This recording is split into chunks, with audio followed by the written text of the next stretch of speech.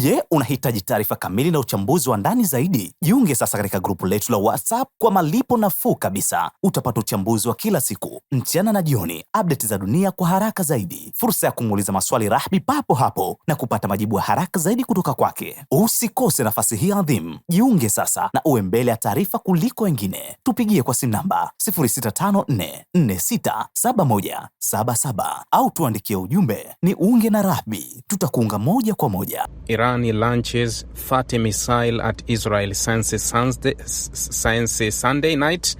No report of casualties. Hawawezi wakatoa ripoti ya casualties hata mmoja, kwa sababu nilishawahi kulizungumza. Ndani ya Israeli hakuna watu wenye roho wanaoishi. Kule Israeli anaishi marobot, kwa hiyo huwa hayafi wala hayajeruhiwi. Kwa hiyo huyo anavyosema no reports of casualties, hakuna ripoti ya majeruhi, huwezi ukaipata ripoti ya majeruhi kutoka ndani ya Israeli, ila utaipata ripoti ambayo inaweza ikasema Israeli imezuia kwa 100% siren sound across central northern Israel amid Iran missile barrage, missile intercepted. Hizi ndio taarifa pekee utazipata. Taarifa zile walituletea BBC huwa zinakuja baadaye, lakini hivi sasa mkazo wa taarifa ni mgumu, yani kwa sababu hakuna kinachoweza kuripotiwa ndani kikatoka. Zaidi ya video ambazo unaziona zimechukuliwa labda ukingo wa magharibi kule West Bank, maeneo ya Ramallah ambayo yanakuwa karibu na upande wa Jerusalem mashariki kidogo, ndio unaweza ukaona baadhi ya video ambazo zinakuwa zinatokea.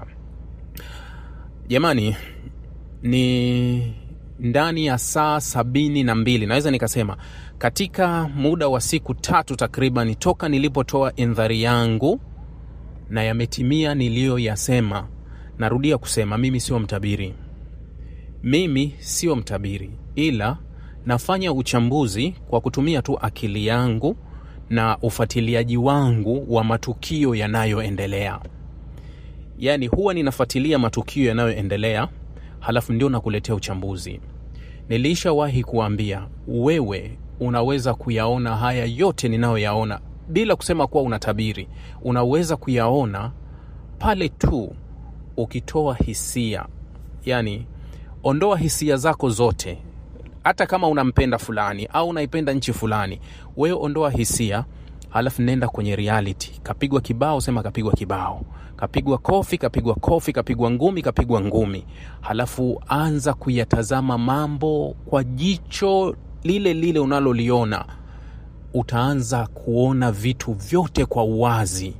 Yani katika kitu chepesi sana ambacho mimi nakihisi na nakiona, basi ni siasa ya nchi yoyote. Ukifuatilia ni nyepesi sana kuijua inapoanzia mpaka inapoishia. Yani nchi yoyote ukifuatilia siasa yake, ukajua watu wanafanyaje kazi, wanafanya nini, utajua kuanzia inapoanza, inapokwenda na mpaka itapoishia. Unaijua kabisa kuwa huyu anatoka hapa atakuja hapa, atasimama hapa atakuja hapa. Nimezungumza juzi kuambia kuwa hapakuwa na chaguo jingine lolote kwa Irani. Hapakuwa na chaguo jingine lolote kwa Irani zaidi ya kurudi kwenye vita. Kwa sababu hakuna makubaliano yatampa kile anachokitaka zaidi ya kile ambacho amekishikilia. Halafu upande mmoja unaona kuwa wao wana kauli mbiu, wanasema tunaongeza shinikizo kwa Irani. Wewe umekaa unasubiri nini? Na tayari wanakuambia kuwa sisi tunakupa shinikizo. Ili ufanyeje? Ili ukubaliane na kile tunachokitaka sisi. Unatakiwa ufanyeje? Ukunje miguu, usubiri shinikizo mpaka pale likurarue ili ukubaliane nao? Au ulitakiwa ufanye nini? Take your action. Na wewe weka shinikizo, uwashinikize sasa na wao wakubaliane na wewe, kwa sababu na wewe unazo hoja zako. Sasa na wewe walete katika nadharia yako kuwa na mimi nataka mkubaliane na mimi. Sasa unataka wakubaliane vipi? Na wewe weka shinikizo. Unaweka shinikizo. Israeli inatangaza kuwa imefunga mipaka yote ya kuingia Gaza. Hii yote wanasema ni majibu baada ya mashambulizi ya Irani kupiga Israeli. Wao wameamua kwenda kufunga njia zote zinazoingia na kutoka Gaza. Kwa hiyo mzingiro wa Gaza umerudi katika wakati ule. Sasa kabla hatujajadili hili la Israeli, tuwaulize wanaoitwa jumuiya za kimataifa. Niliwahi kuhoji kazi ya Board of Peace ni nini? Ile kazi, kwa sababu muktadha wa kile kitu upo kisheria. Yani ukirudi kwenye figa, yani ukirudi kwenye utaratibu, Israeli hana mamlaka ndani ya Gaza. Hana mamlaka. Yani wakati tu ile kura inapitishwa kwa maamuzi ya kisheria, mamlaka yote ya Israeli ndani ya Gaza yaliondoka. Anayeamua kuhusu Gaza hapaswi kuwa Israel. Lakini nimezungumza wiki jana kuwa bado kuna azimio la kisheria linalohusu Gaza ambalo nchi wanachama wamepitisha na wanajua uwajibikaji wake na wanajua linavyofanya kazi, lakini limeachwa likawekwa pending. Halafu Israeli anatekeleza kile anachokifanya. Wale wa upande wa pili wakitaka kureact wanakumbushwa, nyie mlisaini haya makubaliano, kwa hiyo mnachotakiwa mfanye. Lakini hayo makubaliano asitekeleze Israeli. Hawa watu huwa ninawaambia mara nyingi, si kwamba sheria hawazijui, ila huwa wanafanya kusudi sheria fulani tunaitumia kwa nani. Niliwahi kuhadithia hapa kwenye swala wakati mgogoro wa Greenland, nikawaambia waangalieni wanavyoijua sheria. Niliwaambia kwenye swala la Urusi na Ukraine, wakati Trump wanapolazimisha kuambia Ukraine iachie ardhi yao ipe Urusi, walizungumza kisheria kuwa haiwezekani territory ile kuachia eneo lake. Kisheria inatambulika, kwa yani kuwa hatukubaliani na Ukraine kuachia ardhi yake kwa sababu ya kumwachia kumaliza vita. Kisheria hiyo sheria haifanyi kazi Gaza. Israeli anayo haki ya kwenda kuchukua ardhi za wengine, na wale wengine pale watapotaka kurudisha ardhi zao kutoka kwa Israeli watahesabika kuwa magaidi na wameishambulia Israeli. Hao wanaokuaminisha hii sheria inafanya kazi huku ni hao wamegeuka vipofu kwenye hiyo sheria inapokuja upande wao. Nilishazungumza mara kadhaa na ninazungumza mara nyingi na nyinyi, dunia haiwezi ikaishi katika nadharia mbovu kama hii. Kama tunataka kujidanganya kuwa msingi wa dunia unaweza ukawekwa katika njia ambazo sio sahihi, halafu tukategemea eti kuwa na ustawi wa dunia ambayo imenyooka, na wale wanaoimba kuhusu haki za binadamu na utawala bora na haki sijui za nini wakawa wanatuimbia, hali ya kuwa yale wanaoyatenda sisi tunayaona kwa macho yetu, haiwezekani. Ukiwatazama wale NATO, mfano wale NATO wamejiwekea utaratibu unaitwa equal. Yani kila mwanachama wa NATO, hata Iceland ambaye hana jeshi kwenye wanachama wa NATO, Iceland hana kabisa jeshi, yeye hulipa tu, bado ana kura ya turufu dhidi ya, yani wanapokuwa wao wanaweka equal, yani wanaweka usawa, hakuna atakayedhulumiwa hapa, kila mmoja apate haki yake wanapokuwa wao. Lakini inapokwenda kwa upande wa pili wanapiga double standard, undumila kuwili. Fulani ana haki ya nyuklia, fulani hana haki ya nyuklia. Fulani lazima akaguliwe, fulani lazima awekewe vikwazo. Fulani freezing asset zake kwa sababu kakataa kutekeleza, fulani aachwe afanye. Fulani ndio walivyo, ndivyo wanavyotupeleka katika ile nadharia. Sasa Donald Trump anarudia kauli zake kusema kuwa anajaribu kulisawazisha hili ili waende kwenye makubaliano ambayo kwa mujibu wa Donald Trump anasema kuwa tulikuwa tumekaribia kwenye makubaliano, huenda tukafikia makubaliano kati ya Jumatatu, Jumanne mpaka Jumatano pamoja na Irani. Ndani ya Irani wanakuambia hakuna kitu kama hicho, sisi hatuzungumzi lolote kuhusu hilo. Ni Trump ni woga. Nimemwona senator mmoja akimshutumu Trump, anasema hakika toka nimeishi Marekani sijawahi kuiona Marekani iliyofika kiwango hiki. Marekani imefika kiwango gani? Anasema Israeli ameshambuliwa na Irani, alafu rais wa Marekani anaambia Israeli usijibu. Anasema hii ni Marekani ambayo hatujawahi kuiona. Si kwamba hawaelewi, wanaelewa the situation is all, yani wanaelewa kila kitu kilichopo pale. Jeshi ambalo halipo, jeshi ambalo umelilemaza, jeshi ambalo ni dhaifu, limevuka mstari na kuja kuanzishia mashambulizi, ilikuwa ni wakati sahihi wa kulifuta lile jeshi. Lakini nadharia hii ni halisi, maanake ukirudi kwa Donald Trump anakuambia Irani hawana jeshi, wameishiwa kabisa, hawana lolote. Sasa lile jeshi ambalo lilikuwa limejikinga kwenye ceasefire kwa mujibu wa Marekani kuwa mmejikinga tu kwenye ceasefire. Kama sio ceasefire tungekuwa tumewamaliza, lakini wakati wa watu waambii nani aliomba ceasefire. Sasa imeshatokea kuwa hili jeshi limevuka kamba, limejitoa lenyewe, ndio wakati unatakiwa uliadhibu na umalize kazi. Lakini unaona amri inatoka upande wa pili, no, achana naye, usimjibu. Huyu tunatakiwa tuzungumze naye tu kwa mazungumzo. Bado unataka kutuaminisha na kutulazimisha kuwa lile jeshi halipo au hawana jeshi au kipi ambacho kinatokea. Bado tuendelee kuamini nadharia hii? Hii haiwezi kuaminika kwa sababu haina uhalisia. Jana Israel ilipiga Beirut. Wiki jana Donald Trump alionya Israel usipige Beirut. Israel akaenda akapiga Beirut. Irani wakamwambia kuwa tulikuonya usipige Beirut, tutakujibu. Wakatangaza kuwa muda wote tutajibu. Mara wakatangaza kufunga anga Iraki pia magharibi ikafungwa. Israel akawasha mifumo ya ulinzi, kila kitu. Usiku Irani akashambulia, kapiga Israeli, na amepiga Nevatem, amepiga kambi kama 3 za kijeshi.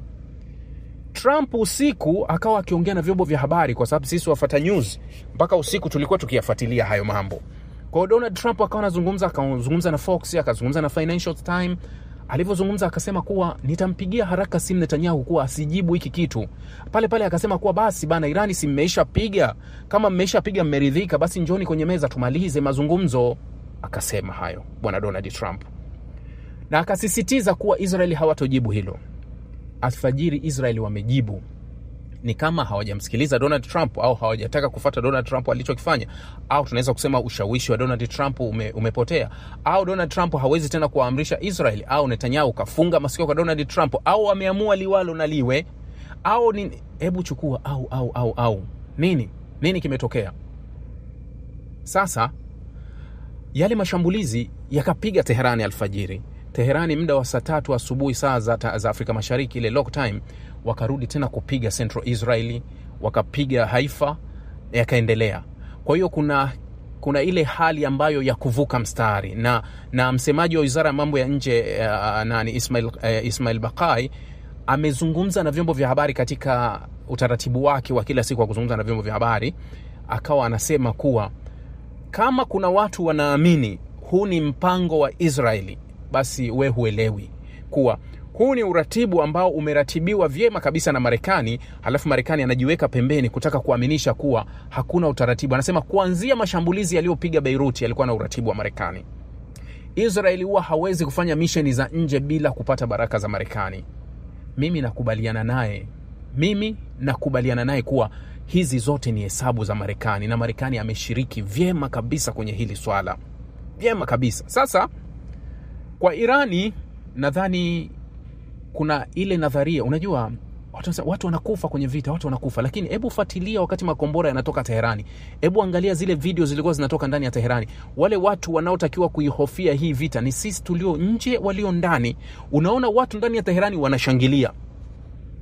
Maana yake wanafahamu kuwa kupitia hiyo meza unayoitaka Masoud Pezeshkian katika kipindi cha usitishaji, kwa sababu usitishaji umefika miezi miwili. Leo umetimia miezi miwili usitishaji, kwa sababu usitishaji ulikuja April 8. Leo ni siku 60 toka kwenye usitishaji. Lakini katika siku 60 za usitishaji, meza waliketi mara moja tu. April 11 ndio waliketi kwenye meza, wakazungumza, yakashindikana. Sasa kati ya miezi miwili ambayo kuna ceasefire, wenzako wanakuchokora tu. Wenzako wanaanzisha uchokozi huku, na hawatii ceasefire. Wana Lebanon ambayo imeingia moja kwa moja, pia mashambulizi yanaelekea Lebanon, uhalifu unaendelea ndani ya Gaza na kwingineko kule. Sasa wewe ambaye wamekupumbaza na ceasefire, je, unabaki kwenye ceasefire? Hapakuwa na njia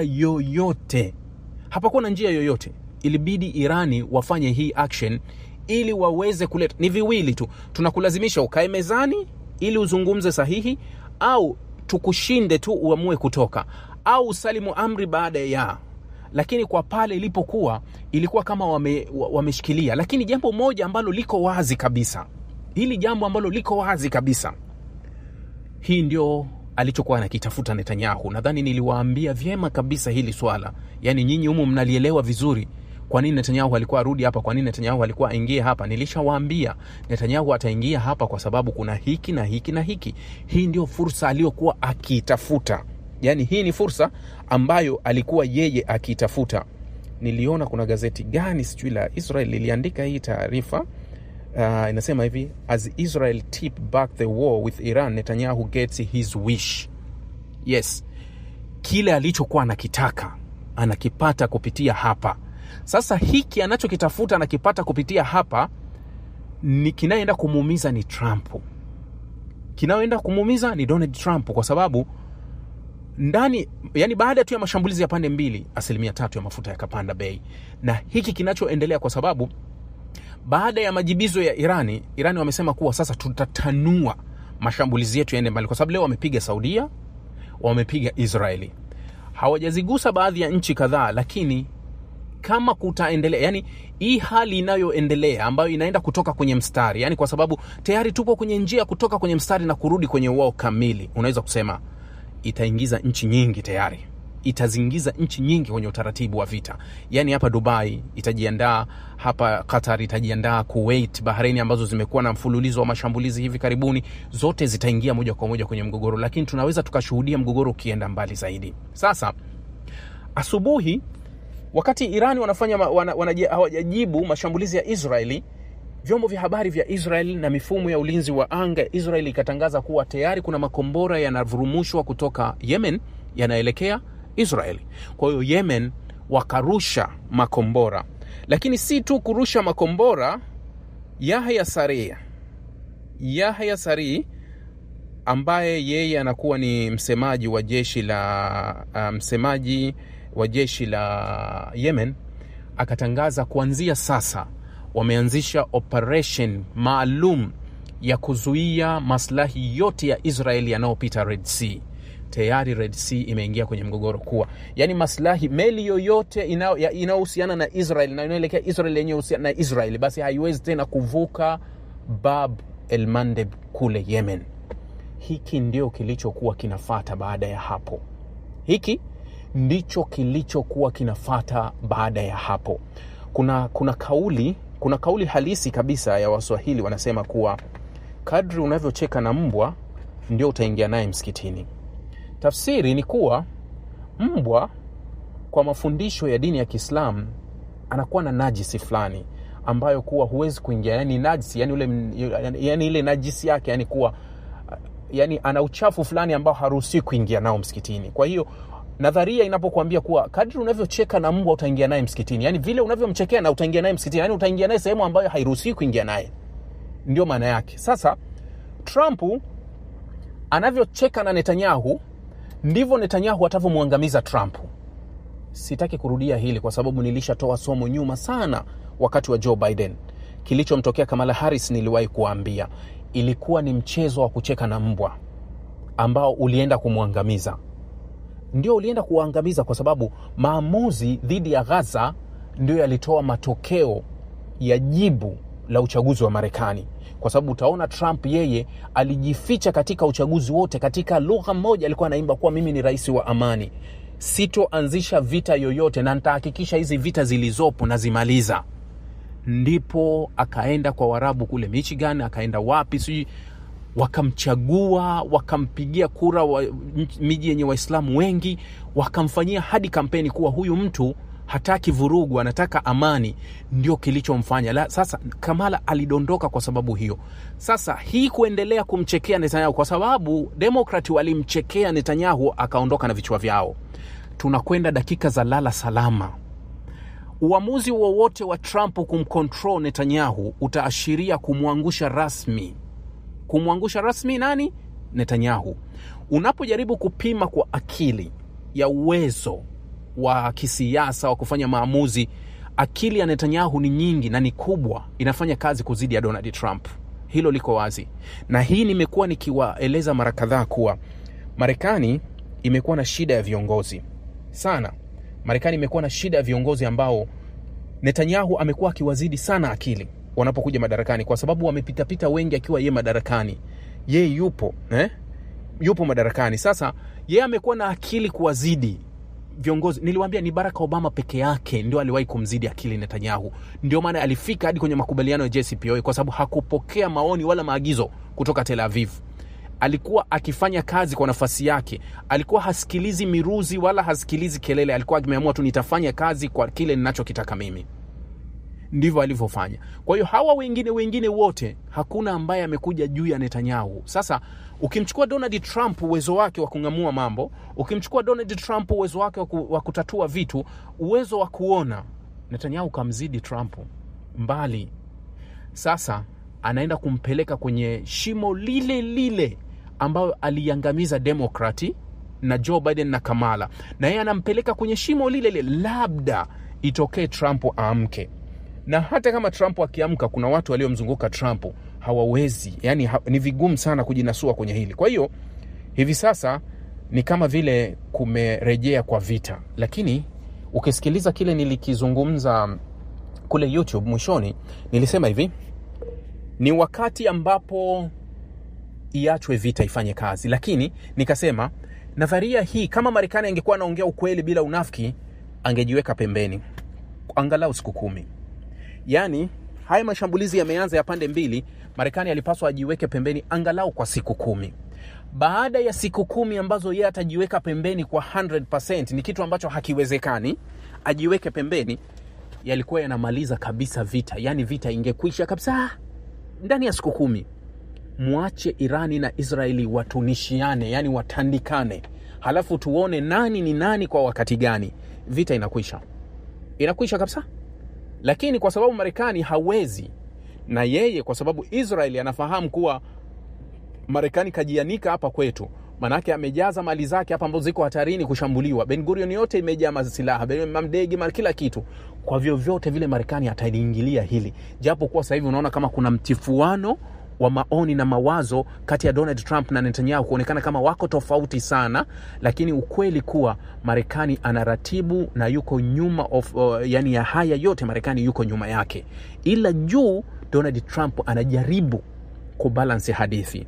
Lakini ukweli hawa ni watoto wa baba mmoja, wanafanya kazi katika njia moja. Rahby Digital, haki na ukweli.